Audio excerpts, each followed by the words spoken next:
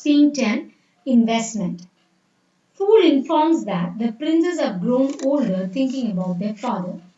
Each one of them wanted to be their father's darling. But unfortunately, Lear, except for Cordelia, did not regard them so. Even with Cordelia, it is only an incestuous approach. He considers his daughters as an investment, a commodity that could help him secure or hold on to power. Fool acts as Lear and asks Cordelia to dance in front of everyone. He insists hard and Cordelia rejects. Lear warns her not to disappoint him before others. Cordelia feels tired and says she doesn't want to be daddy's girl and collapses on the floor. Lear's interest in making Cordelia dance in a male-dominated place adds an eroticized dimension to Lear's relationship with his favorite daughter. The scene also throws light to the death of their mother. Nanny describes the queen as beautiful woman and delicate. Initial relationship of Lear and the queen was a love match, says Nanny, but Regan finds the statement unconvincing. She insists in getting the truth. Nurse then informs them of her having listened to Lear whining at the queen for having sex. He wanted a son and the queen was forced to give in. She died trying for it. The nurse also informs the children that the queen was important to Lear as she was the one who organized a budget for him. She also revealed to Regan that Queen loved them whenever she had time. She had actually wanted to quit the palace taking the kids. She had even tried that once but was forced to come back. The scene also informs that Regan has conceived before her marriage. Gondrel then comes. The scene tells that next scene is this. Gondrel comes asking for Cordelia, and then she is informed that she is downstairs with Lear. Gondrel remembers her visit downstairs. Lear took her to a room which treasured gold. He had then whispered to her, "When you are queen, this will be yours." This is Gondrel remembering her experience when she had visited downstairs. When your queen, she has taken to the chamber which treasured gold, and Leah had told her in secret that when you are queen, this will be yours. This will be our secret. Just you and me. You mustn't tell. Now, this is Gondrel's recollection about her experience. But the same father who had given her hope had later pushed her aside to kiss Cordelia. Gondel again tried to revisit the chamber but could no longer find it. Instead, she witnessed bars where people were shut in. Earlier, there were gold chambers which contained gold, but when she visited again to see the chamber, she couldn't find. Instead of the chamber, what she found was bars which contained men or which imprisoned men. Gondrel informs the nurse that Lear had given her the ledger which the queen used to do. It was a mother who had kept the accounts. Um, so ledger implies that the accounts which her mother used to take care of. Since the queen is dead, Lear puts the responsibility onto Gondrel. Scene 11. Lear returns. Lear returns. The scene is titled as Fool Introduces Marriage. Lear returns from another sporting tournament. Even at 75, his Fool describes like this as a most agile horseman and archer. Fool enacts as Lear and introduces the marriage plan. Introduces the marriage plans. Albany and Cornwall are decided as suitors for Gondrel and Regan respectively. Scene 12. Sisters discuss getting married. The sisters reveal their disinterestedness in marriage. The influence of Lear on his daughters as the oppressive patriarchal figure and as the decision maker of their marriage is criticized in the play. The girls are traditionally kept inside until they are put under the command of their husbands.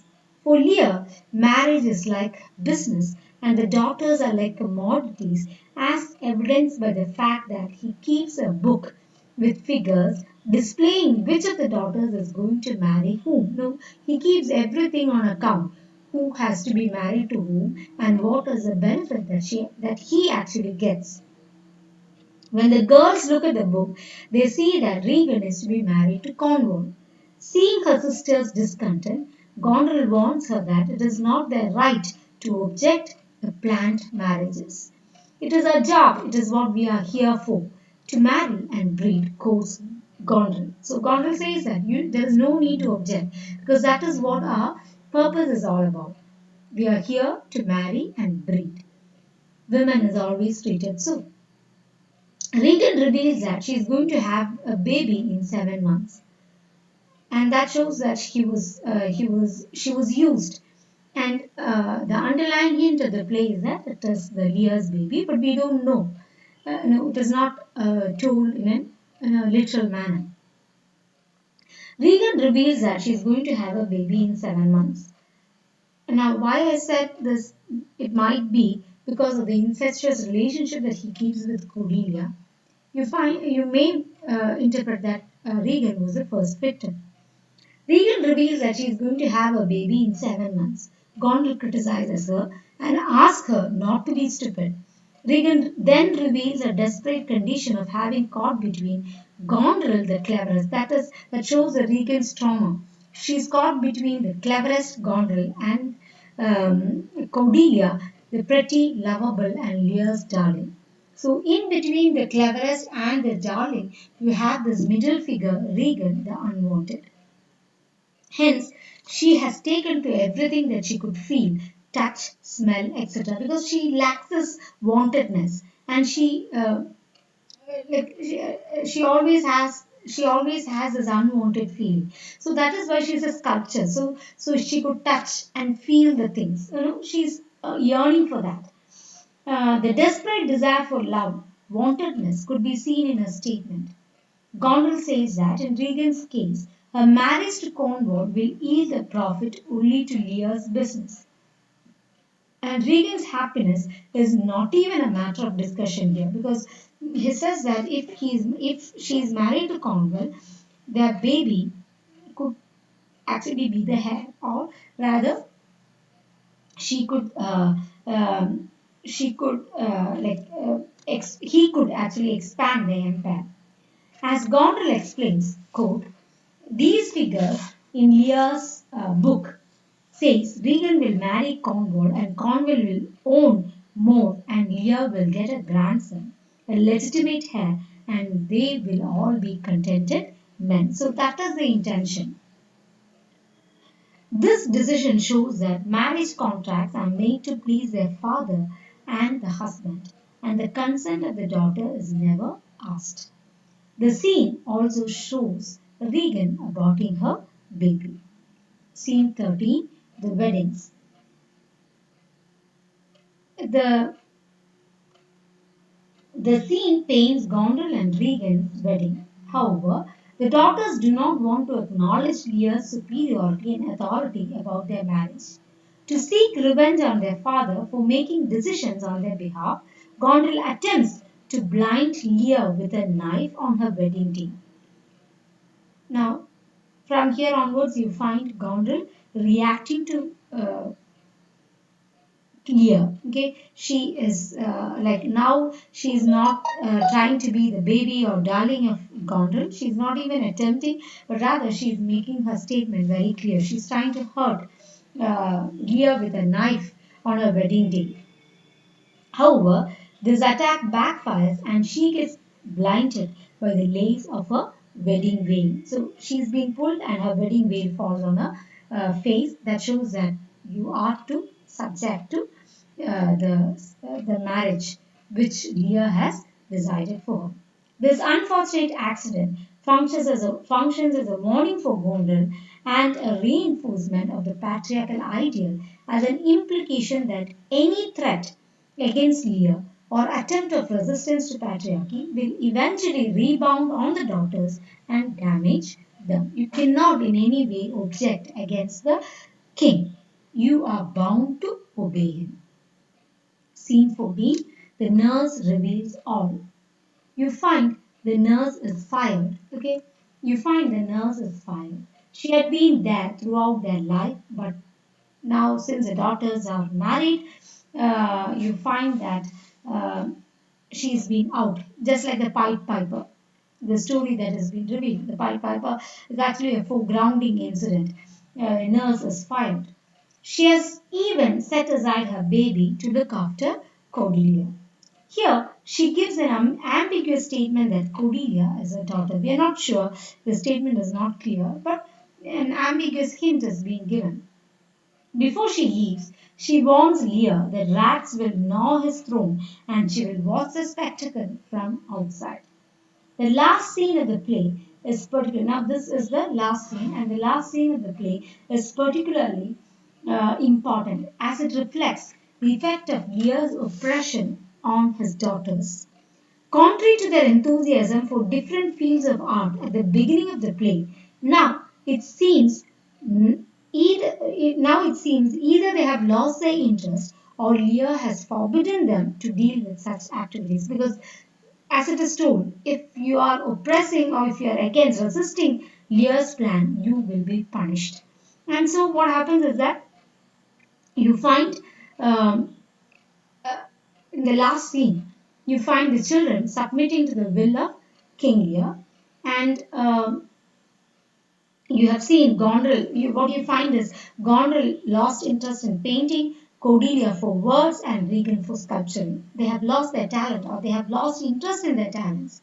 However, despite their suppression and loss of enthusiasm for life, the daughters become triumphant at the end of the play as all of them reach out their hands to touch the Lear's crown when the fool throws it. So that's the last scene that you have. The fool throws the crown and all the three daughters catch it.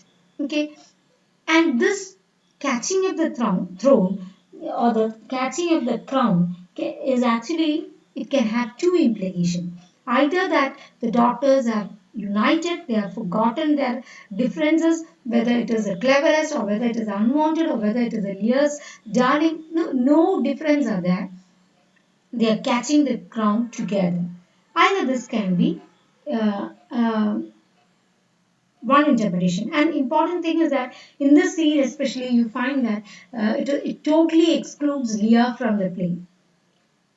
Uh, and whether the question of solidarity is established among the daughters is still a confusion because you can have a dual interpretation, a different interpretation. What is that?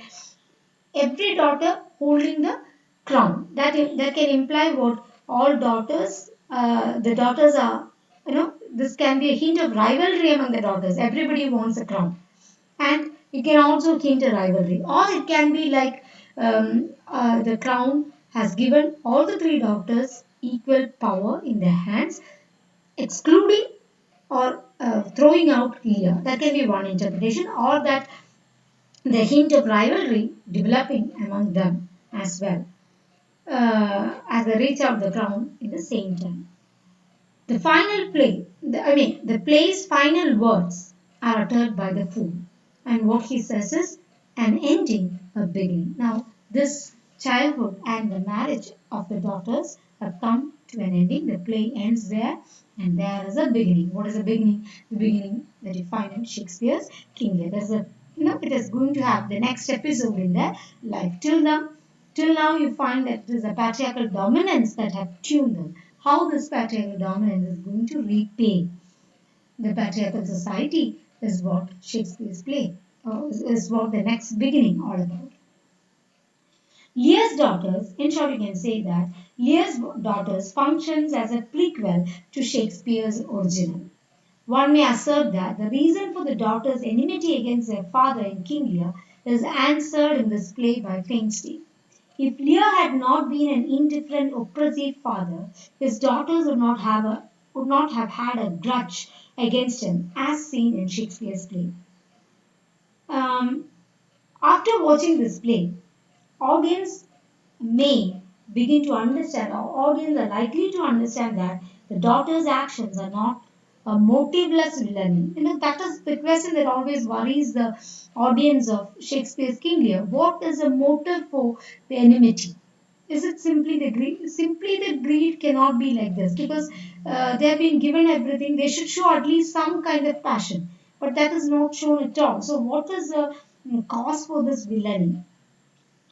But you can also say that the doctor's reaction is also a complex response to family dysfunction. A dysfunctional family, children coming from dysfunctional family, can you can only expect this from them. They do not know love. They do not know what caring or concern is all about. So they can only be this. This can be the interpretation of the play Lear's Daughters. Thank you.